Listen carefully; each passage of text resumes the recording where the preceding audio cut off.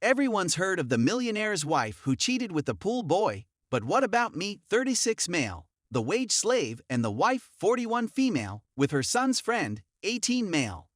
I'll work backwards with this outpour of information to start it off. I purchased a couple dashcams for my work truck and my wife's van. Same model, features, and storage capabilities, including shock-related autosave. Why does that matter? Because the past Monday morning my camera gave me the format data soon warning, meaning it was almost full from hard bumps and door slams, filling up the permanent storage. Okay, I figured my wife's might be full as well by now, so when I get home I'll clear it off for her to be a helpful husband. I even told her this on the phone. When I get home, the first thing I do after getting settled was get to work on clearing that camera. It's an easy process, a couple buttons and reformat clears it all off at once. However, my wife, who for the past year was never interested in how to operate it regardless of the other times I had to clear it and wanted her to know how. So I just start going through the ones I'm familiar with, like in front of the house or Walmart. Then she notices it recorded sound. She thought I left the mic off and suddenly wanted to do it herself. I told her it's no big deal and she repeatedly snatched it from me. Well, this starts to raise some flags, especially after she figured out how to clear the regular loot folder. I get it back and she starts crawling all over me to get it back, threatening to break my Apple Watch if I didn't get it back and offer to tell me the truth if I did. Flash forward 10 minutes, and she tells me this story about letting her son and his friends drive the van in a park, to which I told her that's no big deal. Then the story was smoking weed in the van. Somehow I knew that wasn't it, and then finally I get the "I'm cheating on you" line.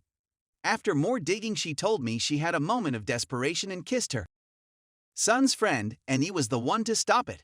Yes, I was pissed. I was also lied to again. This kid, just turned 18, was staying with us as his family kicked him out. I had strong feelings about him being there for months and let her know this. Well, after telling him to get his stuff and leave, I'm restraining myself to the utmost. Even after he dropped line, I fucked her good too. We have 2 kids together, and they are the only reasons I didn't pop his head off. I thought that was just said to be antagonizing, but I found out later, through reviewing the saved files, this was more than just an accidental kiss. It was an established relationship every one of his friends knew about, including a few sexual encounters she recounts as good. Before I knew the whole truth, she was so upset that I kicked her son and his friend out. I was nearly willing to let them back in out of pity and to make her feel better. Now she's not sure what she wants to do. We're somewhat involved in an in-house separation, and she hasn't said one way or another if she's interested in pursuing something more with him. He is literally 5 years older than our youngest son. She even told me he was like a son to her. There's more to this than just what happened here. We've been together for 15 years. I was 21 and she was 26. I cheated on her. A lot. With my ex and her cousin over the first 2 years of our relationship. The best way to describe it was young, dumb, and you know the rest. We got together as she was in the process of leaving her husband at the time. She got pregnant with my son, and we got married a couple months after he was born. We've been working things through all this time, and I can honestly say I've never touched another person since we've been married. Her, on the other hand, has cheated on me with this guy half my age with no job or even his own place to sleep. And once before, after our daughter was born, with a guy she knew from high school with claims of going to the gym. She sure got a workout, it seems. Here's the problem. I should be pissed. I should be heartless and leave. I should take the kids, the van, the rent money, and just go. But I can't. For some stupid reason, I still love her, and it's absolutely killing me. She's supposedly taking time for herself to make up her mind between staying with me, being single, finding someone else, or establishing more with this kid. I have barely thought of how bad I've just been hurt. All my thinking and pain is seeing her in this indecisive moment. I want to comfort her and take away all the hurt and just make it better. Should I just step away and let her be alone or with this kid? Should I stay and wait for her to make up her mind, even though it might not be me she chooses? Not only are we tied by our kids, but the usual fare such as bank accounts, insurance policies, and a van that's not paid off until May 2022. My friend says I'm stupid for wanting to stay with her, and I agree, But damn it, she's everything I've ever wanted, other than the infidelity part, of course. Update 1. Me, 36 male, Wave Slave's wife, 41 female, and the stepson's friend, 18M. Follow-up: after a month plus, I've come to my senses and realize there's nothing there to save. She was never over my discretions of 15 years ago, and despite my efforts did not feel loved and wanted. I spent a majority of this time blaming myself until it finally hit me that this was not my fault. This was her actions, and though it could be drawn from the hurt from the past, it is what she chose to do. Over the weeks, we had a few conversations about it all and the hurt that we both endured over the years, and we are both regretful. It was almost relieving to hear she regretted her decision and how she went about it. Unfortunately, due to logistics, me, wife, and stepson, are all in the same living arrangement, as she hasn't worked in over a decade, plus the current pandemic.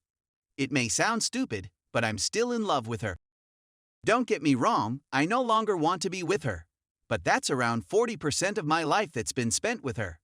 We're working out the big details to be cleared up with the end of lockdowns, like her own place, job, insurances, phone plans, bank accounts, etc.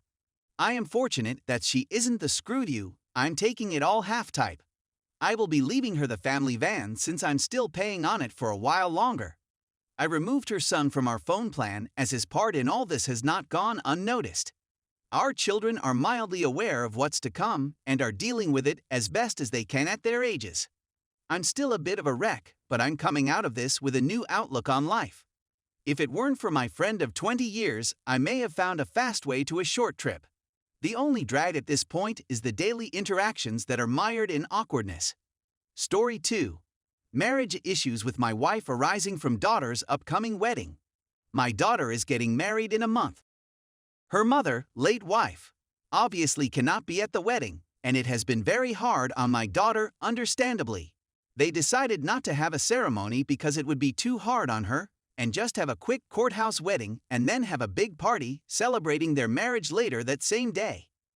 The courthouse wedding is not meant to be something big, and both my daughter and future son-in-law have invited a few people. My daughter invited me and my 2 sons, also kids of late wife, and my future son-in-law invited his sister and mom, dad not in picture.